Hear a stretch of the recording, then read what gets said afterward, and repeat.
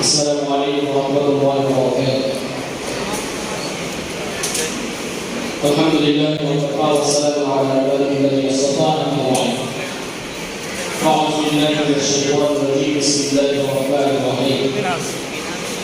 كنتم خير أمة أخرجت للناس تأمرون بالمعروف وتنهون عن المنكر. وقال النبي صلى الله عليه وسلم إذا أسد الأمر بغير أهله فانتهت الساعة. أو كما قال عليه الصلاة والسلام. الحمد لله. আজকে ইসলামী আন্দোলন বাংলাদেশের পূর্বদর্শক তারবিয়ত প্রোগ্রামে সম্মানিত প্রধান অতিথি বিশেষ অতিথি এবং সদস্যবৃন্দ এবং ওলামা সর্বপ্রথম শুকরিয়া করছি মহান মালিকের দরবারে যে আল্লাহ তাআলা আমাদেরকে এখানে একটি দিন প্রোগ্রাম দায়িত্ব সম্পর্কে কিছু জানা এবং অবহেলা পরিণতি সম্পর্কে কিছু বিষয় জানার জন্য আমাদেরকে দায়িত্ব দিতে হয়েছে। সর্বদা আমাদের দরবারে শুকরিয়া আদায় করি আলহামদুলিল্লাহ। সালাম সাইয়্যিদুল মুরসালিন খাতামুন নবিয়্যিন সাইয়্যিদুস সালাতিন হযরত মুহাম্মদ রাসূলুল্লাহ সাল্লাল্লাহু আলাইহি ওয়াসাল্লাম।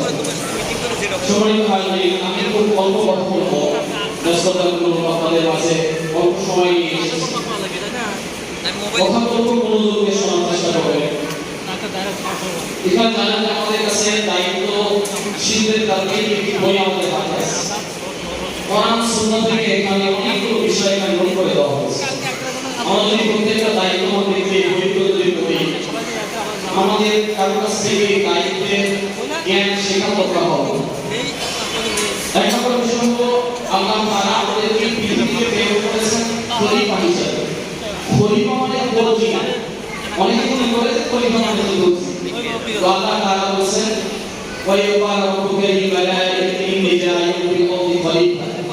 আমি আল্লাহ তাআলা আমার জমিনের ভিতরে খলিফা প্রতিনিধি করে দেব, প্রতিনিধি পাঠাবো। তার মানে আল্লাহ তাআলার বিধানগুলোকে পালনের জন্যই আমাকে এই দুনিয়াতে প্রতিনিধি হিসেবে পাঠানো হয়েছে। এক নম্বর কারণ আমাকে খেয়াল করতে হবে যে আমি কারো গোলামি করার জন্য আসি নাই, আমি আল্লাহর প্রতিনিধিত্ব করার জন্য আসি। আমি আল্লাহর রিপ্রেজেন্টেটিভ হিসেবে একটা দায়িত্ব পালন করতে আসছি। আমি আল্লাহ তাআলা আমাকে যে দায়িত্বটা দিয়েছেন, এই দায়িত্ব যদি আমি পালন না করতে পারি, কিয়ামতের ময়দানে আমাকে আল্লাহ তাআলা আসামি করে দেওয়া হবে। আমাকে যে দায়িত্বটা দেওয়া হয়েছে, হাদিসের ভিতরে আসছে আল্লাহ রাসূল সাল্লাল্লাহু আলাইহি ওয়াসাল্লাম বলেন, কিয়ামতের আলামতের ভিতর থেকে অন্যতম একটা আলামত হলো ইযা উসিদাল আমরু বিগাইরি আহলিহি ফাকাদ ইসা। এটা বলা হয় আমরা আছেন তারা বুঝবেন যে যখন কোনো অপাত্রে দায়িত্ব প্রদান করা হয়, অপরাধ ব্যক্তিকে দায়িত্ব প্রদান করা হয়, যে ব্যক্তি দায়িত্বের যোগ্য না সেই ব্যক্তি যখন দায়িত্ব প্রদান করা হবে, আল্লাহ রাসূল বলেন ফাকাদ ইসা, তুমি কিয়ামতের অপেক্ষা করতে থাকো।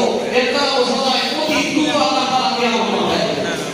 বর্তমান পরিস্থিতিতে আপনি যদি খেয়াল করেন যে আমাদের শুধুমাত্র অনেকগুলো দায়িত্ব যারা পেয়েছে, যারা দায়িত্ব পাওয়ার উপযুক্তই না, এক কথায় যারা দায়িত্বের পাওয়ার উপযুক্ত না তাদেরকে দায়িত্ব দেওয়া হয়েছে। আপনি ইসলামী আন্দোলন করেন আর যে কোনো দল করেন, আমার একটা কথা খেয়াল রাখতে হবে যে আমি এখানে দায়িত্ব নিয়েছি এবং আমাদের টার্গেটটা কি, উদ্দেশ্যটা কি। ইসলামী আন্দোলন হোক, জামাত ইসলাম হোক, প্রত্যেকটা দলে ইসলামী যারা দল করে তাদের একটাই টার্গেট, আপনি দ্বীনকে প্রতিষ্ঠা করা, নাকি অন্য কোনো ইচ্ছা আছে আমাদের? ইসলামী আন্দোলনে জামাত ইসলামে অথবা জমিয়ত ওলামা ইসলাম সহ যারা ইসলামী দল তারা করে, তাদের কি দুনিয়াতে অন্য কোনো টার্গেট আছে যে আমি এই দল দিয়ে এরকম কোনো ইচ্ছা আছে? দলের ব্যানার ব্যবহার করে চাঁদাবাজি করবেন এরকম ইচ্ছা আছে? দলের ব্যানার ব্যবহার করে আপনি চিন্তাই করবেন এরকম ইচ্ছা আছে?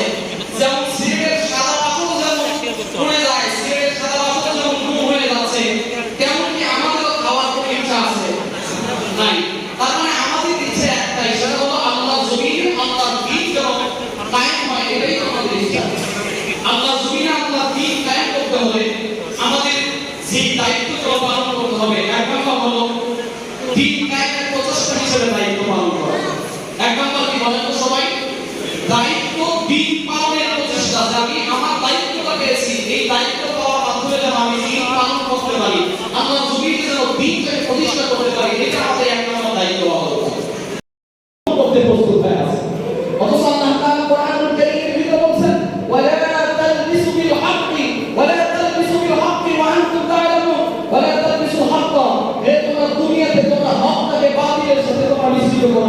তালবিসু হাক্কা বিল বাতিল, আল্লাহ বলেছেন হকটাকে বাতিলের সাথে মিশ্রিত করে দিও না।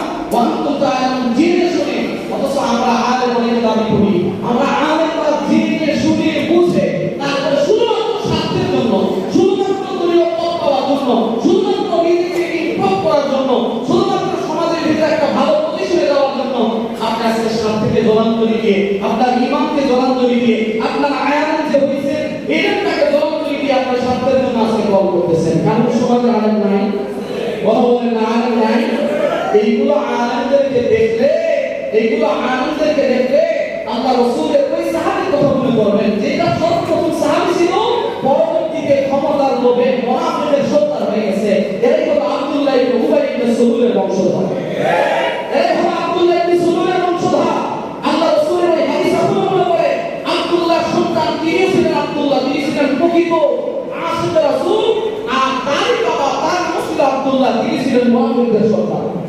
আব্দুল্লাহ ইবনে সালুল যেই সময় রাসূল সাল্লাল্লাহু আলাইহি ওয়াসাল্লাম রাস্তাতে হেঁটে যাচ্ছেন, সেই সময় আব্দুল্লাহর সন্তান, তিনিও তার নাম আব্দুল্লাহ, তিনি রাসূলের সাথে হেঁটে যাচ্ছেন। আর আব্দুল্লাহ ইবনে উবাই ইবনে সালুল মুনাফিকের সন্তান রাস্তার পাশে দাঁড়ায় আছে।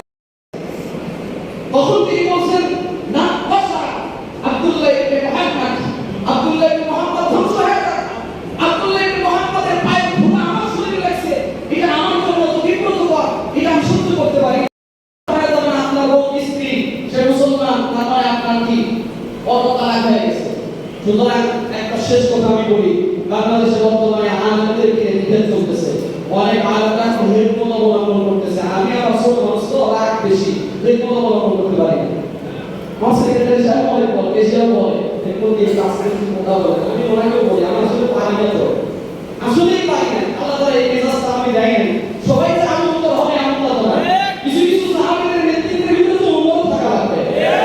সবাই যে আল্লাহ রাসূলের সেই আমলের সাহাবীদের ভিতরে সবাই যে আব্দুল্লাহ ইবনে মাসউদ হবে এমনটা না, কিছু কিছু আব্দুল্লাহ ইবনে উবাই ইবনে সালুল তো থাকবে, কিছু কিছু মুনাফিকের নেতাও থাকবে। সুতরাং সবাইকে সব পর্যায়ে হওয়া লাগবে এমনটা না। আপনি যে লাইনে আছেন, আপনি যতটুকু দায়িত্ব নিয়েছেন আপনি কাজ করেন। আপনার মসজিদের একটা সর্বশেষ কথা, আপনার ইমামতি যদি চলে যায়, ইমামতি যদি চলে যায়, প্রতিক্রিয়া যদি চলে যায়, বুঝবেন আল্লাহ তাআলা ওই মসজিদের জন্য আপনাকে যোগ্য বানায় নাই, ওই কমিটিরা আপনার যোগ্য হয় নাই, ওই মুসল্লিরা আপনার যোগ্য হয় নাই, যার কারণে আপনি এই মসজিদে থাকতে পারেন। আপনি যদি কোরআনের হক কথা বলে যদি বিতাড়িত হন, নিজেকে অভাব আল্লাহ তাআলার ভান্ডারে অভাব নাই, আল্লাহ তাআলা আরো বাড়ায় দেন। এজন্য আমরা সবাই ইনশাআল্লাহ কাজ করব তো।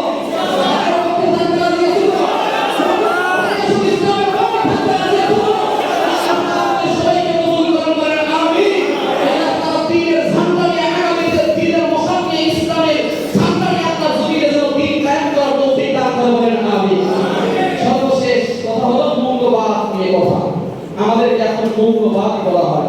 মৌলবাদ মানে যারা মূলকে মানে, আমরা কোরআন হাদিস সুন্নাহ ইসলাম কিয়াসের মূলগুলো মানি, আর আপনারা মানে হলো পড়াগুলো মানে, শাখাগুলো মানে।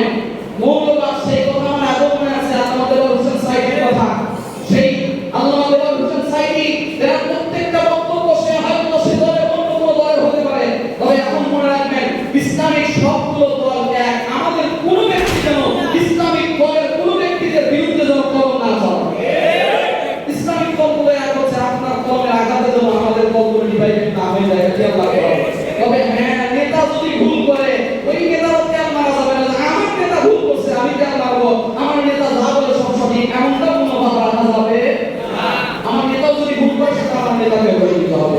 আমাদের বড়রা যদি ভুল করে আমাকে ধরে নেয়, আমি ভুল করলে আমাকে ধরে নেয়। কথা বুঝছেন তো? মৌলবাদ আল্লাহ আমাদের সাইড বলেছিল, যারা আপনারা আমাদেরকে মৌলবাদ মৌলবাদ বলে গালি দেন, আমরা মূলে আছি, আপনারা আগায় আছেন।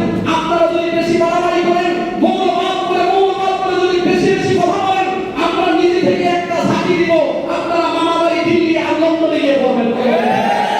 সুতরাং মৌলবাদ বলে বলে একদল লোক কিন্তু এই বাংলাদেশ থেকে আওয়ামী লীগ বিদায় হয়েছে, খালি রাজাকার রাজাকার রাজাকার বলে জিকির করে।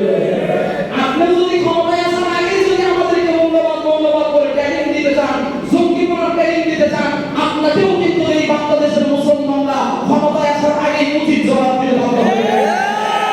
এই জন্য আমরা সবাই চেষ্টা করবো, তারেক রহমান সাহেব আপনাকে আমরা খুবই সম্মান করি।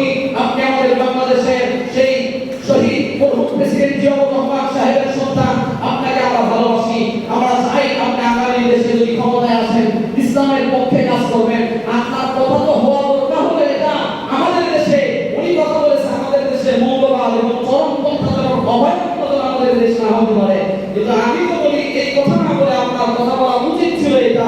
আমাদের দেশে আগামীতে সাদাবাস, টেন্ডারবাস, গুম, হত্যা, খুনের যেন অভয়ারণ্য না হতে পারে। বলেন না কেন? এটা যদি বলেন আগামীতে, এবং যদি বলেন যে আগামীতে আমরা আসলে ইসলামিক হুকুমের আইন অনুযায়ী কাজ করার চেষ্টা করব, আল্লাহ তাআলা অবশ্যই আপনাদেরকে কবুল করবে। আর যদি ইসলামের বিরুদ্ধাচরণ করার নিয়ম আগে থেকেই থাকে, আল্লাহ হয়তো যে কোনো পন্থা দিয়ে আপনাদেরকে বঞ্চিত করতে পারে। এই জন্য সম্মানিত হাজিরিন, অনেকগুলো কথা বলেছি। আল্লাহ তাআলা আমাদের সবাইকে কথাগুলো বুঝে আমল করার তৌফিক দান করেন।